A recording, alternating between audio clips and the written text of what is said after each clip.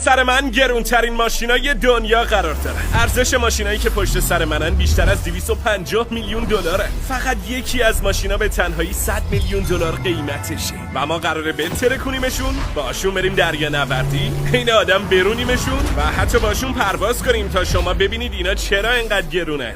خب با این قراضه شروع میکنیم. ماشین $1 علنا زباله است. دوست چرا میخواین و $1 به من بندازی؟ خب همونطور که میبینین یه تیکه آهن قراضه است. پول حوصله تعمیرشو نداره. اگه این $1 رو ازم بگیری معاملمون نهاییه.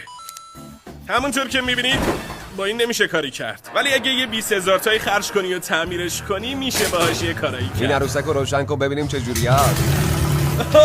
این روشن شد. این ابو قراضه چجوری راه میره؟ خفه شدیم بابا چه جوری میکنه؟ ماشین $1 ماشین $1 ماشین $1 ماشین $1